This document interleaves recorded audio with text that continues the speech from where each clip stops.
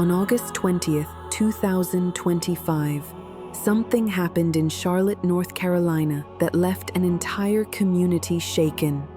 A young woman, 23-year-old Iryna had survived war back home in Ukraine. Iryna came to the US just months earlier, escaping bombs and chaos in her homeland. Friends say she was full of hope, always smiling, always talking about building a better future. She was just starting a new life in Charlotte, but on that night, her story ended in the most tragic way imaginable.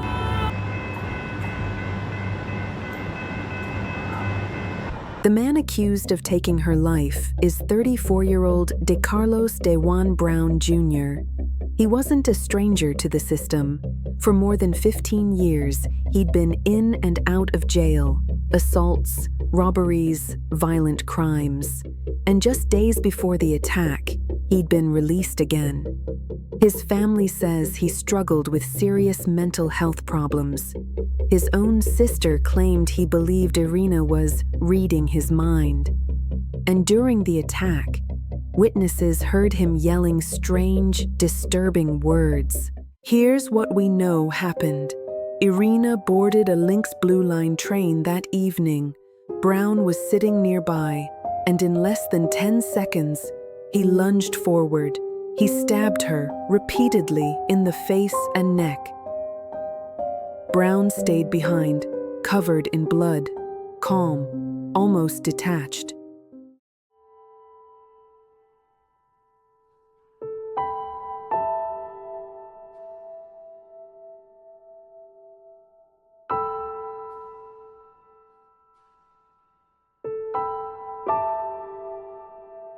Now, Brown faces both state and federal charges.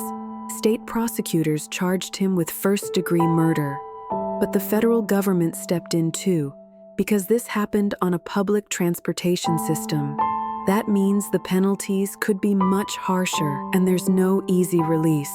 Right now, he's being held at a state mental facility, while doctors decide if he's even fit to stand trial. This case has lit a fire under the community and the country. How does someone with more than a dozen violent arrests keep getting out?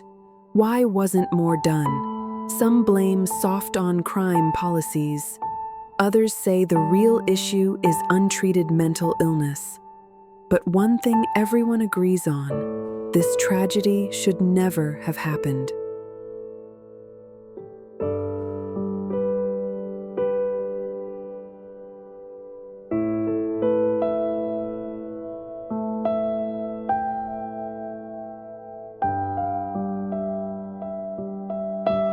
On social media, people are outraged. Many wrote, "She fled war for safety, only to die here, at the hands of a man who should have been behind bars."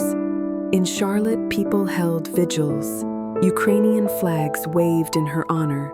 Strangers came together to mourn a woman most had never met, but whose story touched them deeply.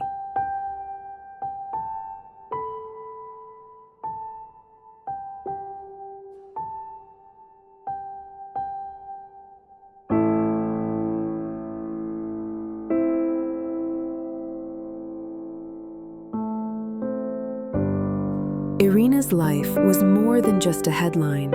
She was a daughter, a friend, a young woman full of dreams. And her death is a heartbreaking reminder that behind every statistic, every news story, is a real person. May she rest in peace.